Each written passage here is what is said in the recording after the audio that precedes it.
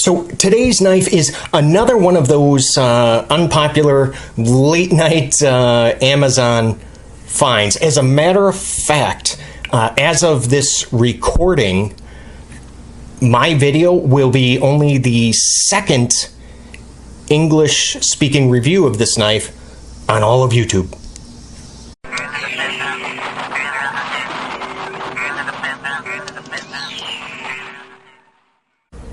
Hey, I'm Jay, and if you're looking to buy a knife and you need to see what it's like first before you drop your hard-earned money on it, here's what you gotta do. Click on subscribe so I can help you, and remember to click that bell notification so you don't miss a thing. Now you should be looking at the specs. All of these measurements I personally took myself. For those of you interested, good spot to go ahead and pause and read. Now, before we get started, I have a few shout outs that I would like to go ahead and take care of. But what I'm going to do is just go ahead and show them up on the screen right now, instead of me just kind of, sitting here reading off all of them to you. So go and check out any of these channels, because these are the channels currently that I am watching content from.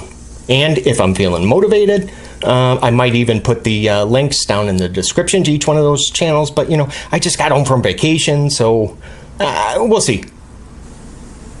This is the Stedemon Knife Company BG01. Yeah, that's the name of it, BG01. Yep. And of course, we'll get into what I like about this knife and then some of the potential deal breakers that I see. First, let's take care of them size comparisons, and we're going to start out with a cold steel here, of course, the American Lawman, and then let's do a Spyderco, the Para 2. How about Benchmade 943? And let's do another Benchmade. Of course, the Bug Out. And how about this one? The Kaiser Dukes.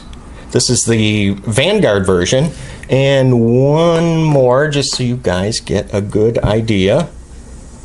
The Kershaw Skyline. So, starting with the blade is going to be, you're looking at 3.3 inches of 12C27 Sandvik steel that is flat ground, and it is a clip point with it's satin on the grinds, and the flats are stone washed. Thickness of that blade is going to be 3¼ millimeters with a 1.01 inch blade profile width, so from top to bottom there. Now, look at this. This is the correct size for a forward finger choil. Yes, look at that. It's usable. It's actually usable. And take a look at this. Yeah, it's flush with the scales, and it really, really looks good. Now, this is going to be, it is flipper deployment only, but you can achieve that deployment by using either the push button method or, I believe, yep, light switch works just as well. And the action here is fantastic. And that is going to be because of, well, it's a ball bearing pivot, and the detent is very, very strong. Now I'm gonna try, I got this flipped over, and I'm gonna try to shake it out for you. Nope, no way. Yep, I cannot shake this blade loose. Now, the closing action, it's not quite like drop shut yet, but it is very, very close. So hopefully, eventually, once it breaks in a little bit more, oh yeah, that should definitely be falling shut pretty soon. The centering, I believe is, yeah, look at that, almost perfect. And now, once deployed, these nested liners in there, it looks like it's locking up. What do you guys think about? let's call that about 40, let's call it 45%. Now, you can do that, you know, that thumbnail closure that some of us like to do, where you just kind of let the tab, the flipper tab, hit your thumbnail and then shake it closed. You can do that, but I've got to warn you, you have to be very, very careful. And that's going to be because of the angle on this, on the flipper tab, if you can see that. So it's really, really easy to misjudge where this is going to hit your nail. So it's possible, but please, please just, you know that, be careful. And now check out how smart Stedemon was with this, the jimping for your thumb here up by the pivot, because when deploying the blade, did you guys see that? So you see where my finger landed? It totally misses the jimping. Awesome. Just very, very well thought out. Nice little attention to detail. Now, there are going to be just, looks like 2 other areas of jimping. And let's see, yep, one of which, the other will be on the flipper tab. And then, oh yes, on the back spacer, which also happens to be G10. Now, if we look at that pivot, I really, really like these like oversized screws. And yes, you can actually adjust this with a coin, because I did so actually with a dime. Now, the undyed G10 scales are very, very comfortable. And yes, this is the color of G10 before any coloration, any of that dye is added to it. It's very comfortable. There's going to be absolutely no sharp edges anywhere on this handle. Now, being 4.5 inches long, I can fit all of my 4 fingers. Now, if we check out this very, very aggressive traction from this S pattern, and you guys see that? Yep, they're all S's, and it does appear on both sides. Again, very, very aggressive, but we'll get in more into that in just a couple seconds here. I honestly cannot decide if I like this pattern or not, because I don't hate it, but I don't love it, so I guess it's okay. Now, the pocket clip, if we look at that, it's going to be tip up only for righties only. And as you can see, not really deep carry. It's not terrible, but it sure as heck is not deep carry. Now, the Stedemon BG01 it's not bad in the pocket, because it does have a closed width of 1.26 inches and a handle thickness. It's over a 1/2 inch, but it's just at 0.54, so it's not too bad. I want to go ahead and grab the scale so we can see how much this is going to weigh you down.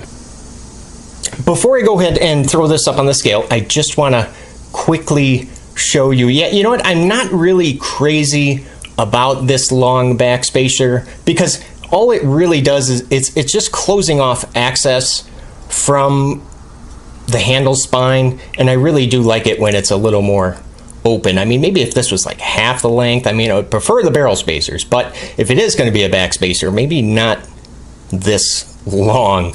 And if you take a look on the inside, see, it's going to be difficult to see this because of that closed construction, but yeah, the liners have been skeletonized, both of them, to reduce weight. So let's see how that has affected it.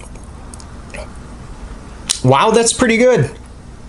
Okay, so we're looking at 4 ounces, which is roughly going to be the equivalent of 1, 2, 3, 4, 5. It looks like 5 AA batteries, or yeah, the same as the cold steel American Lawman. Now, before we go ahead and get into the potential deal breakers, I do want to just really quickly remind you guys to go ahead and click on that subscribe button if you're looking for knife reviews that get right to the point. So, potential deal breaker number 1 is going to be that blade steel. Yeah, 12C27, I realize, is not everyone's favorite. It's not bad, to be honest, for a budget steel, but for the price, which we will get to shortly, some of you, might stay away from this for that very reason. The pocket clip, I mean, on top of it also not being a deep carry, there is absolutely no left-handed option. So, no lefty love for us today. Next potential deal breaker is going to be regarding this aggressive, and I mean very aggressive, texture of this S pattern. It will chew up your pockets. I mean, plain and simple. I'm not going to sugarcoat it. This thing, it probably will chew up the material of your pockets. So, you may want to take steps to avoid that you probably could sand down the contact area here a little bit. That's just one idea, but again, that's up to you. And finally, the last potential deal breaker is going to be, well, the price. $55 for 12C27 Sandvik steel is it's a bit much. It really is. So I guess where does that leave us with the Stedemon BG01? Well, before we get into that, I do have just a quick question for you that I would like to hear your answers in the comment section below. And that question is, if you could have only one, either great drop shut action or a premium blade steel. And what I mean by premium is like S30V and up. Which would you rather have? Let me know. Comment section below. Looking forward to reading and responding. Well, I have to say that this knife really does, it checks off quite a few boxes for me. It has, I mean, nested liners, a usable forward choil, a ridiculously strong detent, and flipper deployment. And by the way, I will go ahead and include a link to where I purchased this down below, because this knife actually comes in a bunch of different colors. There's even different blade finishes as well. So again, look for that link to purchase down below. It'll be to Amazon.